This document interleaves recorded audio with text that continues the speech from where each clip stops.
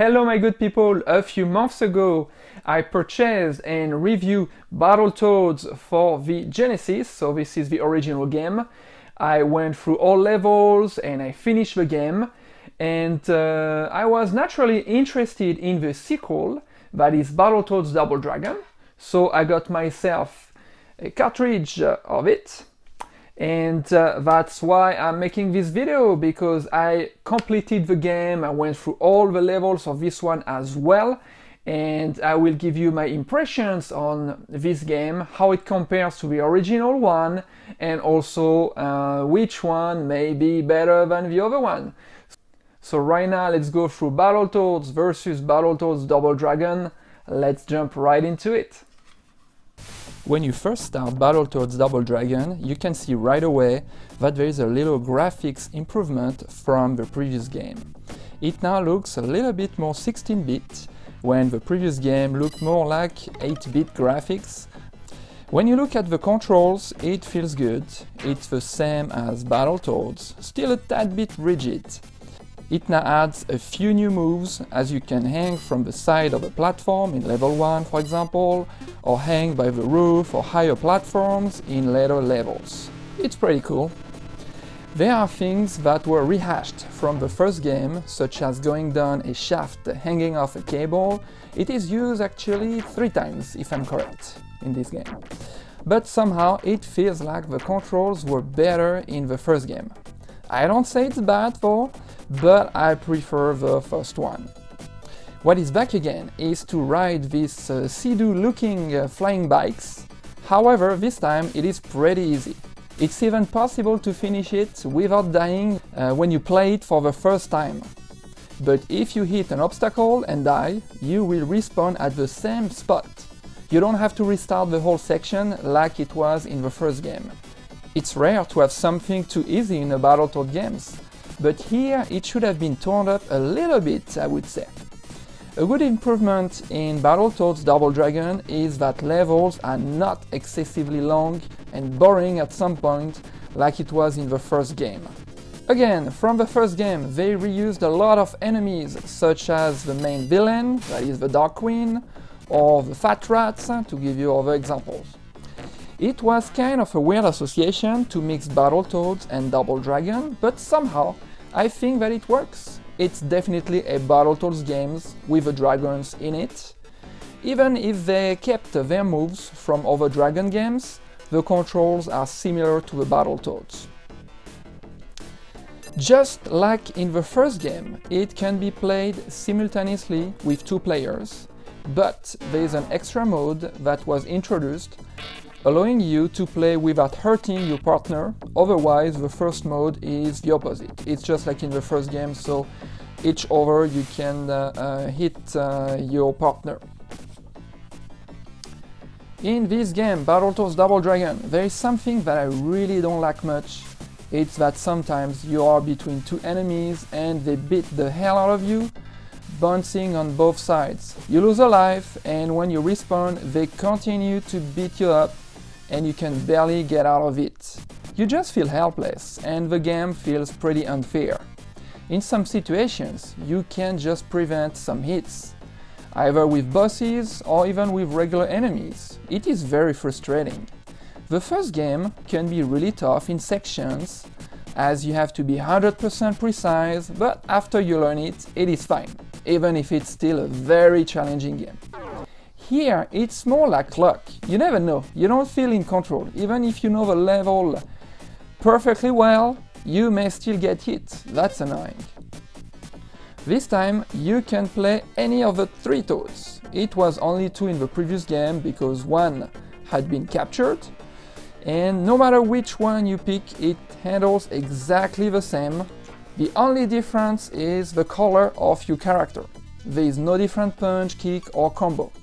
It's a little deceiving, as Rush doesn't have his sunglasses and People is not bigger than the 2 other Toads. Same thing for the dragons. They have the same moves but a different color. However, they have different moves than the Toads, so it's a little refreshing to have 2 slightly different playstyle between Toads and dragons.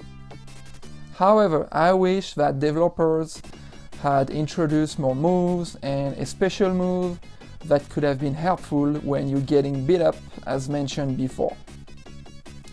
Thinking about Streets of Rage, for example, it is exactly what they did from the first game to the second, and then they kept adding and improving things for the third one to make it still fresh and interesting. In Battletoads Double Dragon, I don't think they introduced enough in comparison. It seems that this game is a little less creative than the previous one. You don't have as much diverse and unique levels like in the previous game. Here it is a little bit more linear, similar to what we can see in a lot of other games, such as the level with reactors that can burn you. They introduced a shoot-'em-up level that is different from any level in the first game, but that is not very inspired. It looks like a mix between Subterranea and Fantasy Zone in the first section, but not as inspired as these two other games. I usually just stay in the middle and shoot around in this first section. I barely move. The second section handles like a typical side-scrolling shoot-'em-up, when you have to shoot the enemy vessel boss. However, there are a few cool areas, like when you throw dynamite back to who sent it to you, and you have to make sure to send it properly. Sometimes you have to jump, and also I like the section where you throw rats out of windows into space. Not a lot of new ideas in this game though. The thing that I hated in the first game was the jump system on this kind of springs, as it is very difficult to control it properly. I hated it. I'm glad they didn't reintroduce it in this game. But they multiply ladders and this kind of trellis on walls in this new Battletoads Double Dragon game. It can be annoying because when you're on it, you can't jump off of it. You have to go down till you touch the ground to get out. And sometimes enemies are just waiting for you at the bottom of it to beat you up, and you won't manage to avoid a hit. It is also annoying to get on. It feels that you have to be perfectly aligned. You feel the rigidity of controls here, definitely. But what really annoys me in this game is the roof robots that shoot at you. It's very difficult to jump and catch them and to hang on them. I can't stand them. One last annoying thing is the last hand thingy before the last boss. It seems that it's more luck than anything else to take it down. It only needs one hit, but it can easily take a few lives from you. Just like in the previous Battletoads games, in order to kill the boss, it's the same thing to do 20 times to kill it. Usually you run, hit it, then go back, do the same, or you jump over it, hit it, etc. There's 1 or 2 patterns per boss. It is pretty boring. There is this section where you have to enter a building 3 times and have a boss each time that rams into you. So again, you have to be super fast, run and hit him, do this technique forever. I don't like it. They could have introduced a few different patterns in these enemies to make it more interesting, because it's 3 times kind of the same boring thing. The music in this game is very good, it fits the game well, but I prefer the music from the first game that I love, as it was upbeat and unique in my opinion. One great thing is the attention to detail in storytelling that goes with a nice introduction and cutscenes between levels. It was well done in the first game and they even improved it in this one. Good job.